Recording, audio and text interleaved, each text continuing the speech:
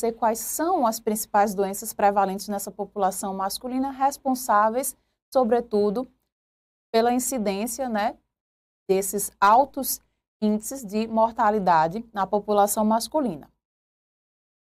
Então, quais são as doenças prevalentes na população masculina? Você saberia dizer? Então, vamos lá. Então, dentre as doenças prevalentes na população masculina, nós temos 4 grupos principais. Doenças cardiovasculares, o que inclui a RAS, a hipertensão arterial sistêmica, infarto agudo do miocárdio, AVE, o acidente vascular encefálico. No grupo das doenças respiratórias, nós temos a asma e a DPOC. Nas neoplasias, nós temos câncer de próstata, colo em reto, traqueia, brônquios e pulmão. Então, dentre as neoplasias, esses 3 cânceres estão entre os que mais acometem a população masculina. E, por fim, nós temos os distúrbios metabólicos, que inclui diabetes mellitus e a obesidade, certo? Então, essas são as doenças prevalentes dentro desses 4 principais grupos de doenças, tá?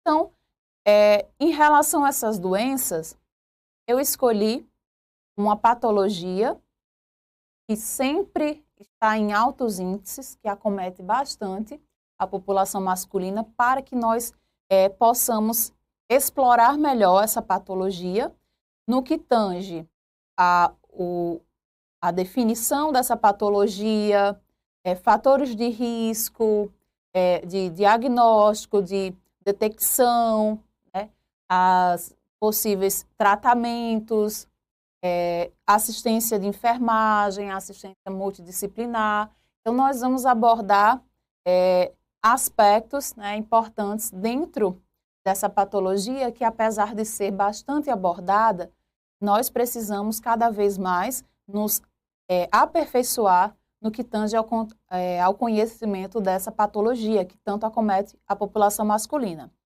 Então, vamos lá? Câncer de próstata. Então, dentre esses grupos de doenças, eu escolhi uma doença pertencente às neoplasias, que está em primeiro lugar. Então, primeiro, a gente precisa compreender o que seria a próstata, né, e qual a sua funcionalidade. Então, a próstata nada mais é do que uma glândula. Essa glândula, ela vai ser responsável por produzir um líquido que vai compor parte do sêmen e também vai nutrir e proteger os espermatozoides. Então, a próstata, ela tem uma função importante, né, dentro do sistema reprodutor masculino, tá?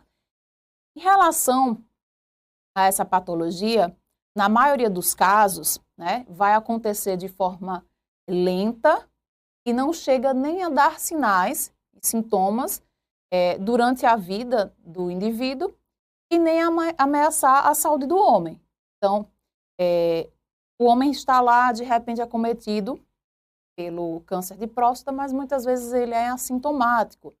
Ele vai levando sua vida normalmente, quando, porventura, ele pode vir a desencadear, né, sinais e sintomas mais graves, e aí sim é o momento que esse homem ele vai procurar o serviço de saúde, procurar ajuda e tentar identificar o problema, né? Então, nem sempre câncer de próstata ele é detectado, né, em uma fase que é possível, né, reverter o quadro, e o tratamento ele vai ter um efeito positivo.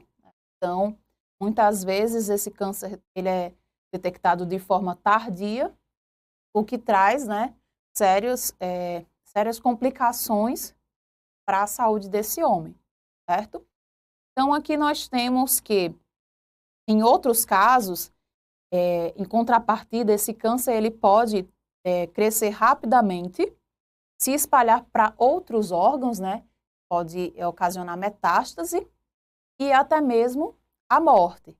Então, dependendo do estágio em que esse câncer ele é descoberto, há ou não a probabilidade de se obter, né, a cura, de se obter um tratamento que traga, né, a tão esperada cura, certo? Então, isso varia de casos a casos e, sobretudo, em relação ao estágio que esse câncer foi detectado, certo? Bom, então aqui eu trago a incidência estimada conforme a localização primária do tumor e o sexo. Aqui eu trouxe em relação ao sexo masculino, certo? Então, dados levantados segundo o INCA, em 2023, apontam que câncer de próstata, cólon e reto, traqueia, brônquio e pulmão, estômago, cavidade oral, esôfago, bexiga e laringe são os cânceres que mais acometem a população masculina. Então, aqui a gente tem, em primeiro lugar, como eu falei anteriormente, próstata, né? E, em segundo lugar, nós temos o de cólon e reto, certo? Então, o de próstata com 71.730 casos novos, que equivale a 30%, cólon e reto com 21.970, que equivale a 9,2%. Então, a gente percebe que, em disparada, a próstata mais acomete a população masculina. Bom, então aqui nós temos a prevenção e fatores de riscos inerente ao câncer de próstata. Então, a gente tem que levar em consideração o excesso de peso corporal, seja o sobrepeso ou até mesmo a obesidade, porque esses fatores estão associados ao maior risco, né, ao maior risco de desenvolvimento do câncer de próstata a nível avançado, tá? Então, mais uma vez, a gente precisa alertar a população masculina quanto à importância, aí que entra a parte de promoção e prevenção, da prática de atividade física, de uma alimentação mais saudável, né, da mudança de hábitos que a população masculina geralmente possui, para que um simples quadro de sobrepeso ou até mesmo a obesidade, né, que é a patologia em si, traz consequências, né, sérias. Então, traz tanto uma má qualidade de vida para o indivíduo, quanto a aquisição de novas patologias, certo? E tanto o sobrepeso quanto a obesidade são fatores que estão associados ao câncer de próstata, sobretudo nível avançado, certo? Além disso, a gente também tem mecanismos biológicos que, segundo estudos, né, têm sido propostos para explicar essa associação.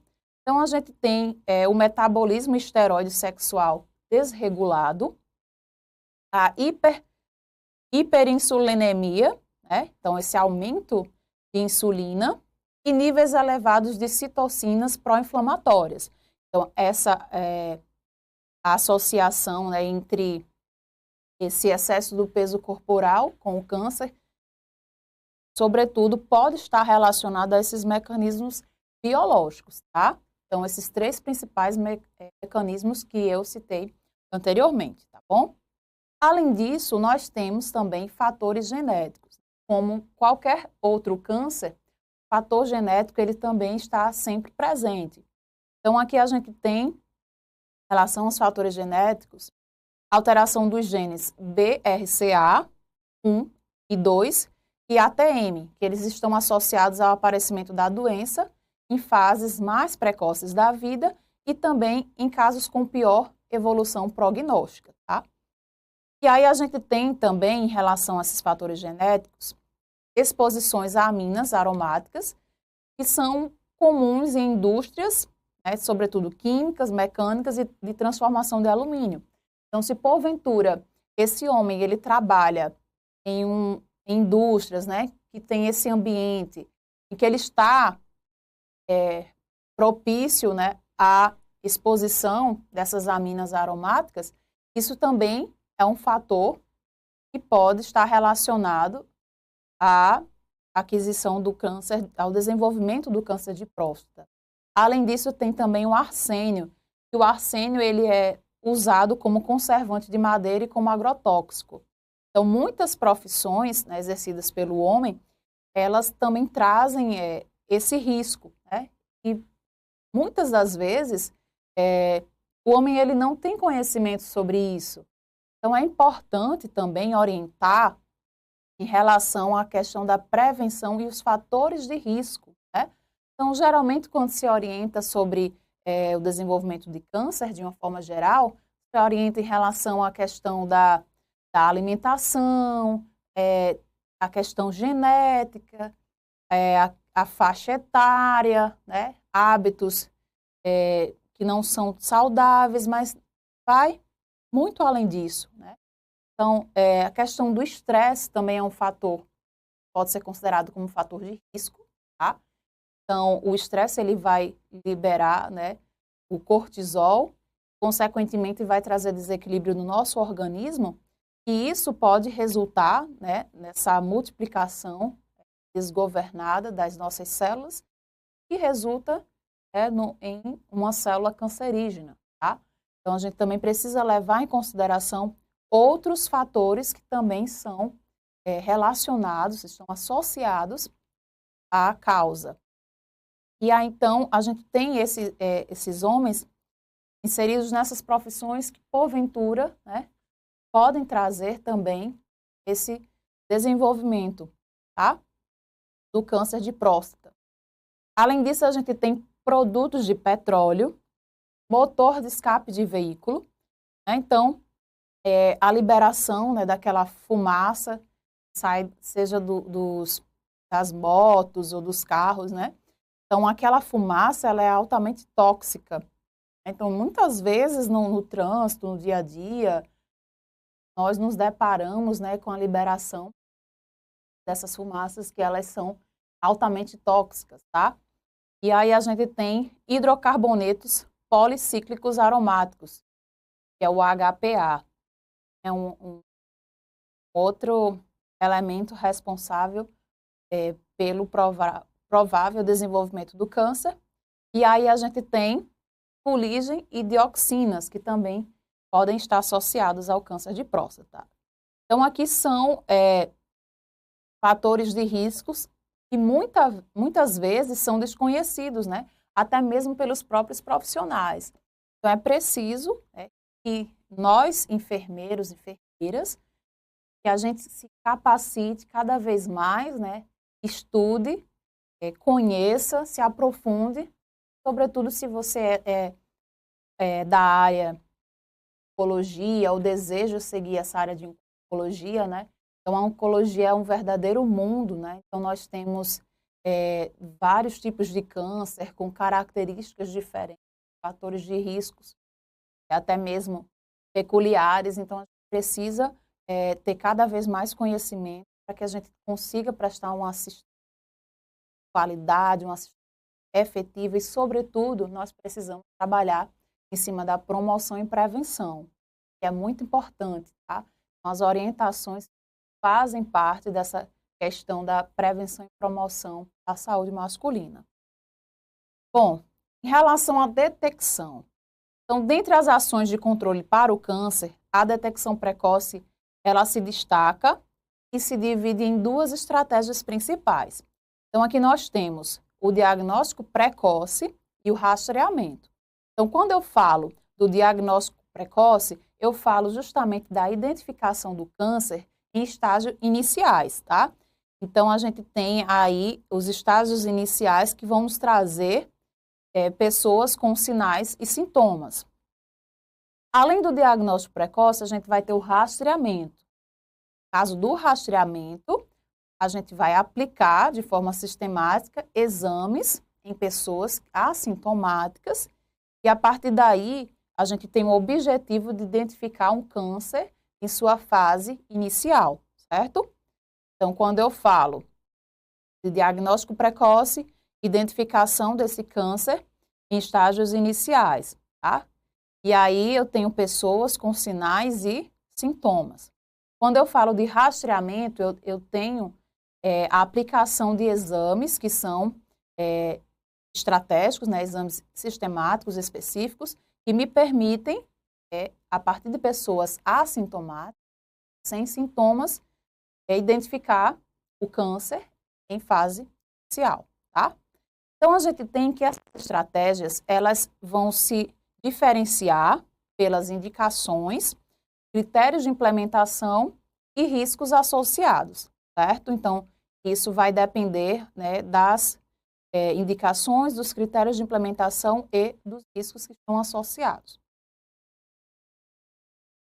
Bom, em relação ao diagnóstico precoce, a gente tem a estratégia de diagnóstico precoce que vai contribuir para a redução do estágio da apresentação desse câncer. Como eu falei anteriormente, no diagnóstico precoce, a gente vai identificar esse câncer no seu estágio inicial, certo? Então, a gente destaca a importância, né, dos profissionais de saúde e a população estarem aptos a reconhecer os sinais e sintomas que são suspeitos de câncer. Além disso, é preciso que se tenha um acesso rápido e facilitado aos serviços de saúde, né? De nada adianta só orientações sem que esse usuário, sem que esse paciente, ele tenha acesso à realização de exames de forma mais rápida, né? Então, isso é importante também na questão desse diagnóstico precoce. Então, muitas vezes, né, o paciente, ele vai para a realização dos exames, né? Os exames são solicitados, mas a realização do exame demora muito tempo. E isso complica, né, a questão dessa detecção, né, desse diagnóstico precoce, inviabiliza de certa forma. Mas isso a gente também tem que entender que não depende, né, só do profissional de saúde. Isso aí também está relacionado a problemas de gestão, né, e não depende só de nós, né, profissional da saúde, tá? Então, outros fatores também estão envolvidos, certo? E aí a gente tem que o diagnóstico do câncer de próstata, ele se baseia na pronta investigação dos seguintes sinais e sintomas. Então, quais são os sinais e sintomas que eles são característicos para o câncer de próstata? Então, nós temos 3 sintomas principais. Alteração na frequência e padrões urinários, tá? Hematúria visível e disfunção erétil. Então, esses são os 3 principais sintomas, sinais e sintomas que são inerentes ao câncer de próstata. Então, já serve de alerta, tá? Agora, em relação ao rastreamento. Então, no rastreamento, a gente tem que uma estratégia dirigida a um grupo populacional específico, certo? Então, a gente tem que levar em consideração o balanço entre os benefícios e os riscos dessa prática, né?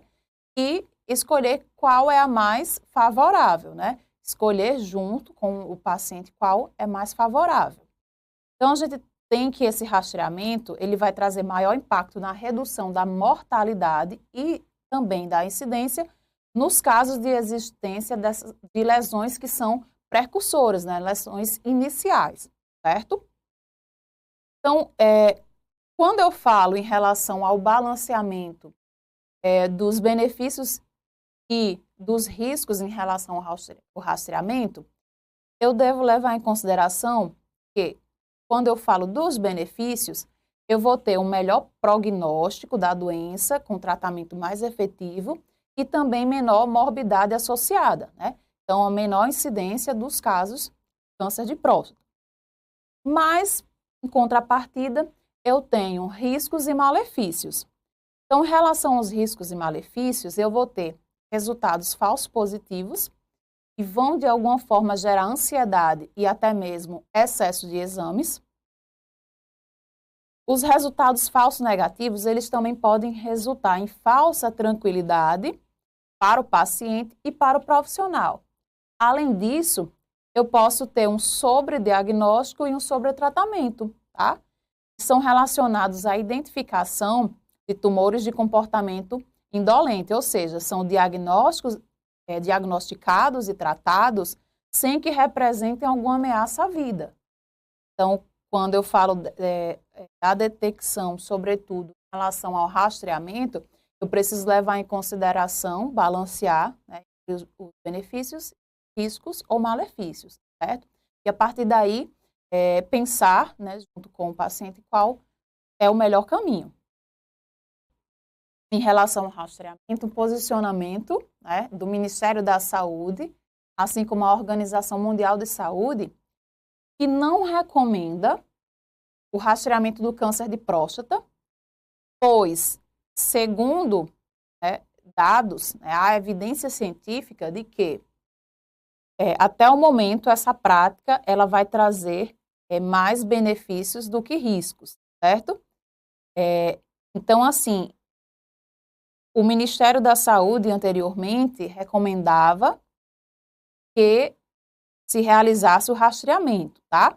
Então, assim, os homens que solicitarem exames para rastreio, eles devem ser orientados, certo? Pelos médicos sobre os possíveis riscos e os benefícios em relação à tomada de decisão, que deve ser compartilhada, né? Como eu falei anteriormente. Nós temos os benefícios e temos também os riscos, e aí a decisão precisa ser tomada junto com o profissional e com o paciente, certo? Então, a gente tem até mesmo uma nota técnica do Ministério da Saúde, número 9 de 2023, que traz recomendações pelo não rastreamento populacional do câncer de próstata, tá? Então, nessa nota técnica, então, traz justificativas, né, para não se realizar essa prática. Então, até anos atrás, a gente tinha orientação sobre a importância do rastreamento, se estimulava o rastreamento, mas recentemente, ano passado, saiu essa nota técnica, né, que recomenda pelo não rastreamento. Então, dentre as justificativas, né, para isso, nós temos que, com o rastreamento, muitos desses cânceres indolentes seriam detectados de forma desnecessária, gerando sobretratamento e sobrediagnóstico, como eu falei anteriormente. O sobretratamento é o tratamento de cânceres que não evoluiriam, né, a ponto de trazer ameaça à vida e pode gerar importante impacto na qualidade de vida dos homens, né? Estudos apontam consequências relacionadas, sobretudo, em relação à disfunção sexual e urinária, certo? E aí a gente tem que a doença detectada no rastreamento pode levar à necessidade da realização de novos exames e também para investigação diagnóstica. E com isso vai gerar a necessidade de se realizar biópsia, complicações, né? Vão trazer complicações como dor, como sangramento e até mesmo infecções, além de ansiedade e estresse por parte do indivíduo e também da família. E um outro argumento é que, considerando as evidências atuais e reafirmando o posicionamento anterior, que era de 2015, o Ministério da Saúde não recomenda o rastreamento populacional do câncer de próstata. Ele vai orientar, né, uma ampla discussão a respeito dos riscos e benefícios e apoia a tomada de decisão compartilhada, como eu falei, sobre em relação ao profissional e o paciente, certo? Então, aqui nós temos algumas recomendações trazidas nessa nota técnica, que diz sobre a importância de organizar a rede de atenção à saúde, né, sobretudo a atenção primária, que é considerada a porta de entrada para os serviços de saúde, e aí enfatiza, né, que essa investigação ela ocorra, né, de forma mais rápida em relação a queixas urinárias por parte dos homens, tá? Então, a gente tem também aqui dentro desse ponto, que embora o câncer de próstata não apresente sinais e sintomas nas fases iniciais, há também pacientes que possuem um alto risco de neoplasia, tá? de forma significativa e que vem apresentando sintomas como dificuldade para urinar, diminuição do jato da urina ou até mesmo necessidade de urinar mais vezes, tá? E aí precisam passar por um tratamento adequado, tá? Então, se essa investigação se ela não for de forma mais rápida, então vai retardar esse tratamento e, consequentemente, trazer consequências, né, para a saúde desse homem, certo? Um outro ponto, implementar em larga escala estratégias de disseminação de informações para a população sobre a importância dos homens procurarem a unidade de saúde para cuidados, independente da idade, né?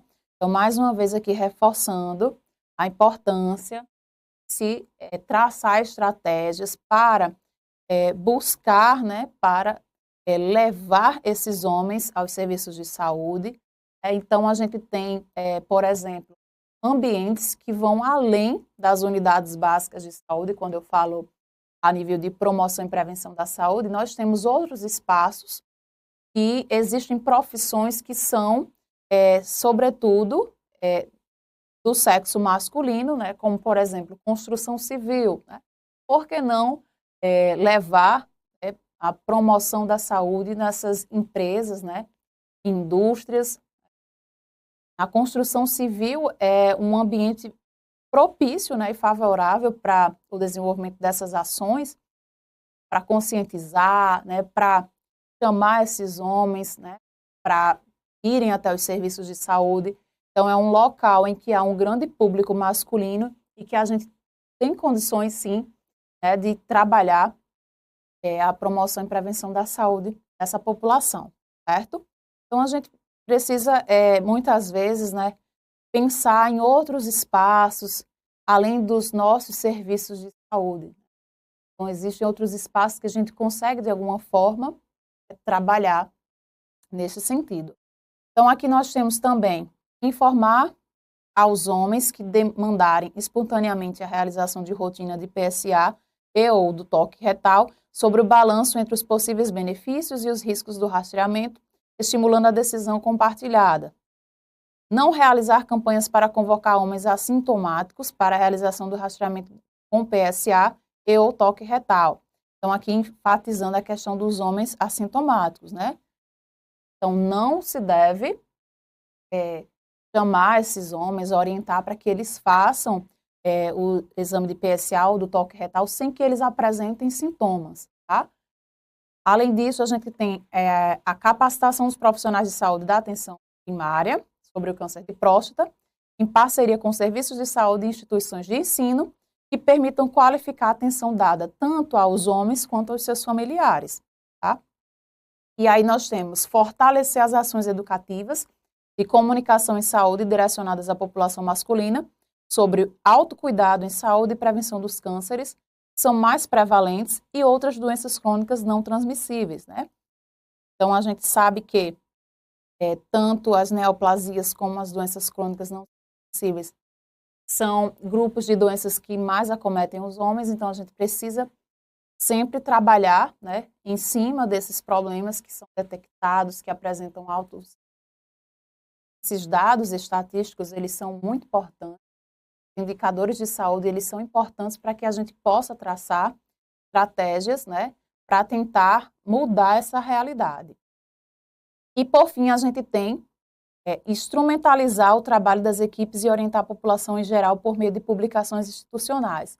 Então, essa divulgação, né, essa publicação nas instituições é importante, né, para a questão de orientação e, sobretudo, o acesso à informação, né? Então, a informação ela é fundamental para que a gente consiga atingir de forma efetiva essa população e, de alguma forma, a gente consiga conscientizá-los, né, da importância desse cuidado, né, para com a população masculina. Bom, e aí nós temos sinais e sintomas, né?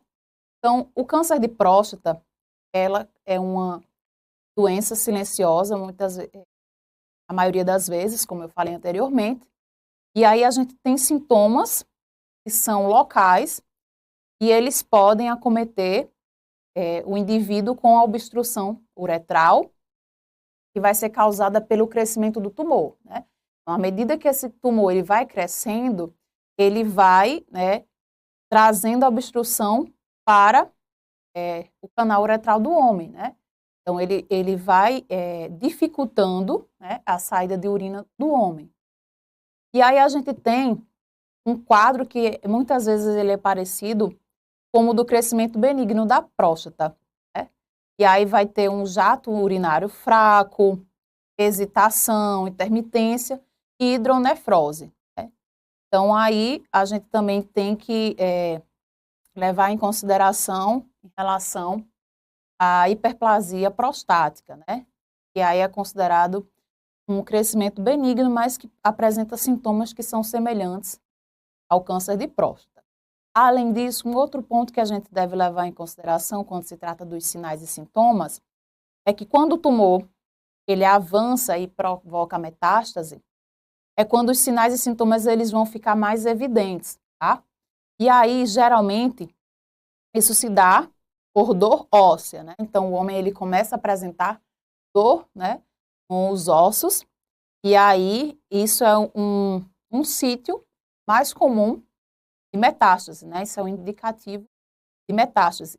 Além disso, ele vai apresentar dificuldade de deambulação, devido à dor, pode apresentar anemia e até mesmo caquexia, tá? Bom, em relação ao diagnóstico, nós temos achados no exame clínico, que é o toque retal, e combinados com o resultado da dosagem do antígeno prostático específico, PSA, no sangue, a gente pode sugerir a existência da doença, né? Além disso, nesses casos, também é indicada a ressonância nuclear magnética, a RNM, certo? Ela é multiparamétrica, em relação à próstata, e ela permite a visualização da lesão, das possíveis lesões suspeitas, né? Então, existe uma visualização mais precisa dessas lesões. Além disso, o resultado da ultrassonografia também poderá mostrar a necessidade da possível realização de uma biópsia prostática transretal, tá? A gente tem, basicamente, esses exames, né, que permitem, né, fechar o diagnóstico sobre o câncer de próstata. Ainda no diagnóstico, a gente tem o que se chama de diagnóstico de certeza do câncer, certo? Então, como é que funciona? Ele é feito pelo estudo histopatológico, que é justamente o tecido que vai ser obtido a partir da biópsia da próstata. Além disso, a gente tem um relatório anatomopatológico, que deve fornecer, né, a parte da graduação histológica do sistema de Gleason. Então, esse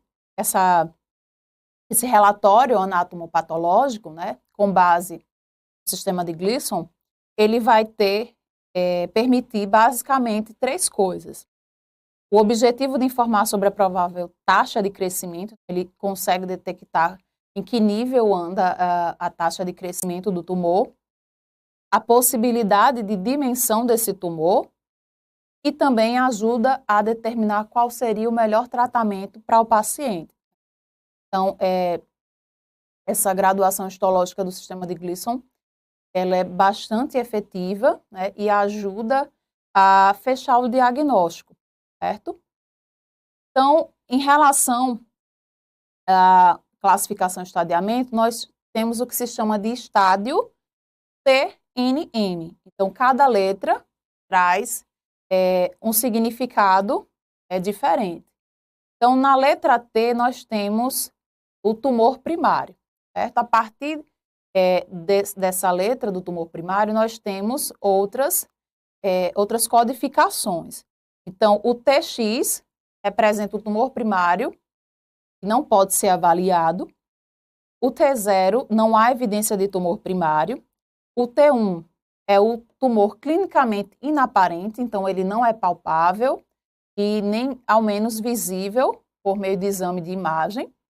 O T1A está relacionado a um achado histológico que tem um percentual de 5% ou menos de tecido ressecado. O T1B é um outro achado histológico que ele vai trazer um percentual em mais de 5% de tecido ressecado. Nós temos também o T1C, que é um tumor identificado por biópsia através da agulha, tá? Por exemplo, é devido ao PSA quando é detectado de forma elevada, certo? Ainda na letra T, nós temos o T2, que é o tumor confinado à próstata, certo? E aqui a gente tem uma nota de observação.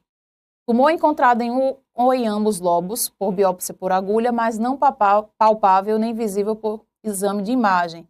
É classificado como T1C, certo? Então, caso ocorra esse tumor, né, em ambos os lobos, ele vai ser classificado como T1C, certo? Ele foi encontrado, mas ele não é palpável. Aí nós temos o T2A, que é um tumor que vai envolver uma metade de um dos lobos, ou menos. T2B, esse tumor ele vai envolver mais da metade de um dos lobos, mas não vai envolver ambos os lobos. T2C é um tumor que vai envolver ambos os lobos. T3 é um tumor que se estende através da cápsula prostática. E aqui nós temos uma nota. A invasão do ápice prostático ou da cápsula prostática é classificada como T2 e não como T3. Então, precisa também levar em consideração o nível de invasão em relação ao ápice prostático, certo? E na letra N nós temos linfonodos regionais. NX, os linfonodos regionais não podem ser avaliados. N0, a ausência de metástase em linfonodo regional. E N1, metástase em linfonodo regional, certo? Por fim, nós temos a letra M, que se refere a metástase à distância. Então, M0, a ausência de metástase à distância. M1, metástase à distância. M1A, linfonodo ou linfonodos não regionais. M1B, osso, o osso ou ossos. M1C, outra localização e uma observação, né? Usa-se essa categoria mais avançada quando existe metástase em mais de uma localização. E aí a gente vai atribuir como PM1C, certo? Em relação à graduação histopatológica G, GX vai se referir ao grau de diferenciação, não pode ser avaliado. G1 bem diferenciado. G2 moderadamente diferenciado. G3, 4 pouco diferenciado ou indiferenciado, certo? Então, essas letras, né, representam a classificação e o estadiamento. Mas aí nós temos os estágios do câncer, que é dividido em estágio 1, seus subgrupos, estágio 2A, estágio 2B, estágio 2C, estágio 3A e estágio 3B. Então, cada um desses estágios, ele vai possuir uma graduação diferente, né, uma pontuação em relação a Gleason, certo? Estágio 3C, estágio 4A e estágio 4B. Então, esses são os estágios do câncer, certo? Então, como falei anteriormente, existem codificações que vão ser possíveis para uma melhor interpretação, né? Então, é importante ter conhecimento desses estágios e dos estádios para que se consiga compreender em que dimensão encontra-se a neoplasia.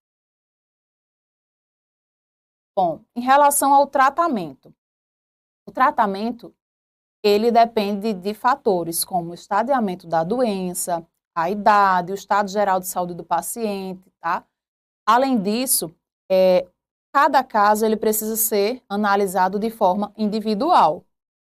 E, em geral, nós temos cirurgia, radioterapia, terapia hormonal, né? Geralmente são essas três mais comuns, né, em relação ao tratamento, que podem ser utilizadas de forma isolada ou até mesmo combinadas.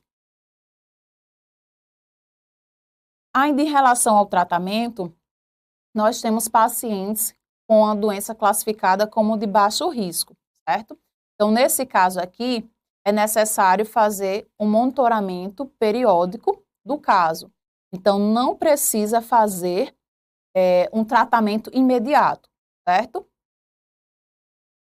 Essa estratégia ela é chamada de vigilância ativa e ela envolve a realização periódica de exames, tanto de PSA quanto de toque retal, e, se necessário, também a realização de biópsias, conforme a orientação médica. E aí nós temos que adultos jovens com tumores que crescem rápido não costumam ser recomendados. Então, não é necessário fazer essa estratégia de vigilância ativa, especificamente nesse caso de adultos que possuem tumores que crescem rápido, certo? Bom, então, em relação ao tratamento, eu vou trazer algumas das opções para a realização do tratamento. Nós temos a prostatovesiculectomia radical. Então, é uma cirurgia. Essa cirurgia ela é mais frequente e ela vai incluir a ressecação total da próstata, das vesículas seminais ou outras estruturas pélvicas que porventura tenham sido acometidas pelo tumor. Tá? A incontinência urinária e a disfunção erétil são efeitos colaterais, né? Possivelmente o paciente pode apresentar efeitos colaterais. E nós temos a cirurgia robótica, né? Então, a cirurgia robótica, ela costuma ser mais precisa, a recuperação também é mais rápida e o paciente ele provavelmente vai apresentar menor risco em relação a efeitos colaterais, mas ela ainda é pouco utilizada em serviços públicos. Em relação à prostatovesiculectomia, nós temos dados do INCA, que possui mais de 10 anos de experiência em relação a esse tipo de cirurgia robótica. E aí a gente tem que foi o primeiro hospital público do Brasil a possuir uma unidade robótica com toda uma estrutura, né? E também tendo obtido o 5º robô cirúrgico comercializado do Brasil. Isso no ano de 2012. Então, o INCA traz, né, essa experiência em cirurgia robótica, né, o pioneirismo. Também é muito importante porque a gente pode perceber que esse tipo de tecnologia ela vem a trazer benefícios, né, sobretudo a nível de redução de possíveis efeitos adversos. Um outro tipo de tratamento que nós temos é a ressecção transuretral da próstata, tá? Então, essa ressecção, ela vai ser indicada em casos específicos, certo? Apenas para caráter paliativo e venha trazer um melhor conforto para o paciente e alívio dos sintomas, certo? Além disso, nós temos a radiação ionizante.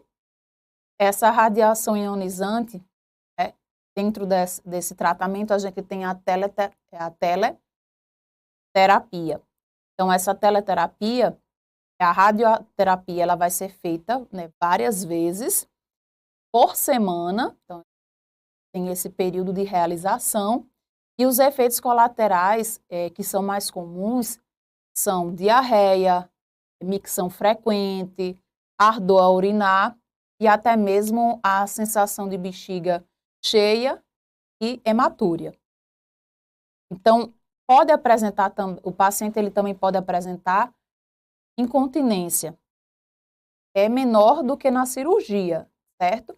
mas, assim, traz dificuldades também de ereção, pode surgir tanto de 1 ano ou mais, mas esses efeitos colaterais, eles podem estar presentes, sendo que metade dos pacientes, geralmente, eles respondem bem a esse tipo de tratamento. Então, isso varia de paciente para paciente, tá? Braquiterapia, né? A braquiterapia envolve a aplicação de sementes radiativas na próstata de forma temporária ou permanente, né? Conforme a condição clínica do paciente.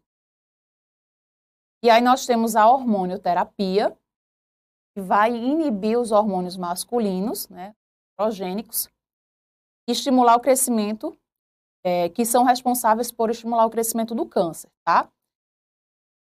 Quando em conjunto com a radioterapia, a gente consegue ter uma redução do volume desse tumor. Também vai ser recomendada nos casos em que há metástase ou nos casos em que há recidiva, certo? Então, é uma alternativa interessante nesse sentido. Privação dos hormônios masculinos por castração cirúrgica. Nesse tipo de tratamento, a gente tem que o procedimento ele vai encontrar muita resistência por parte dos pacientes. Além disso, é o mais comum o uso de terapia com análogo LH-RH, que é um receptor do hormônio liberador do hormônio luteinizante, e vai consistir em drogas que são injetáveis e vão promover uma castração química, certo? Então, a gente tem, em ambos tratamentos, a gente vai ter efeitos colaterais, como perda do libido, ondas de calor, ginecomastia, osteoporose, fraqueza, perda da massa muscular, entre outros, certo? E aí a gente tem as drogas antiandrogênicas. Essas drogas, elas têm a capacidade de bloquear a capacidade que o corpo ele tem de usar os hormônios androgênicos. E aí também é uma outra alternativa. Aí nós temos a famosa quimioterapia. Ela vai ser utilizada nos casos refratários aos hormônios. E quando a hormonioterapia, ela sozinha não é capaz de conter o avanço da doença. Pode ser utilizada também no início do tratamento, pacientes que já apresentam um volume de doença a nível metástico, tá? E aí a gente também vai ter efeitos colaterais. Dentre eles, a gente tem náuseas, vômitos, alopécia, anemia, mucosite, além de outros riscos de infecções.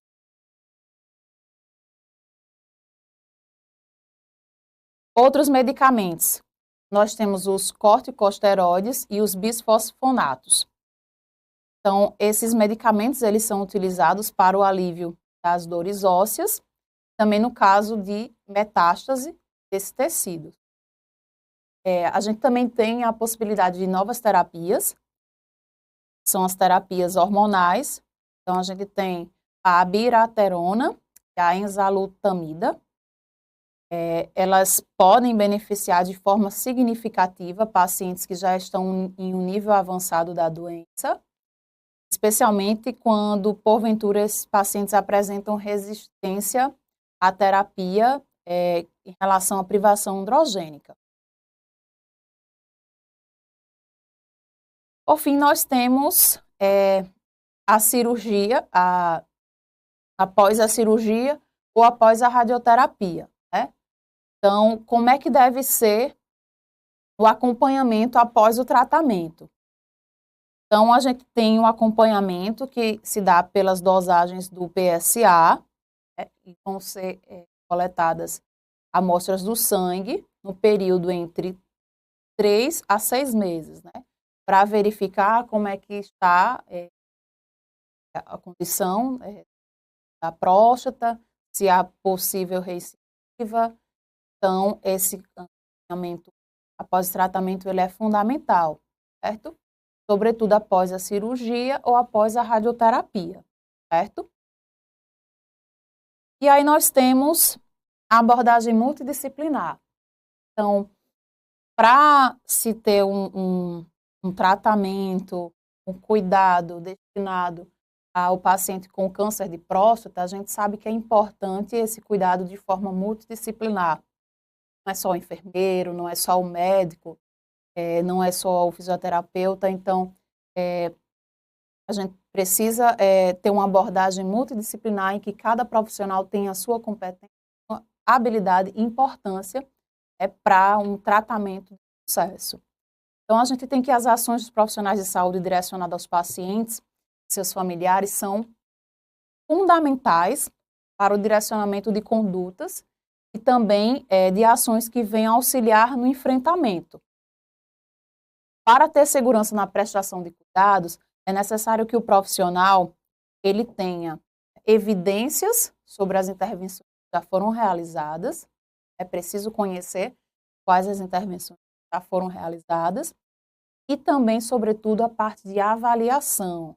É fundamental. Então, é preciso avaliar criteriosamente os resultados obtidos nos cuidados que são destinados aos pacientes oncológicos e que enfrentam, né, esse tipo de adoecimento a nível de câncer de próstata.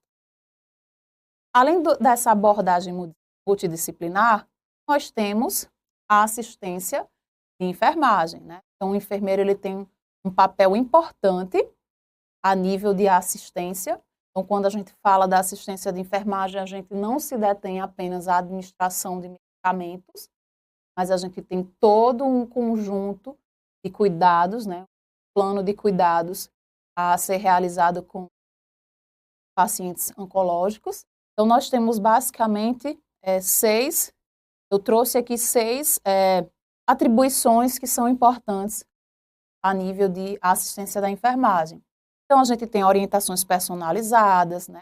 Fornecer orientações que são específicas, individualizadas ao paciente, abordar questões que tratem sobre o câncer de próstata, tratamento, efeitos colaterais e autocuidado.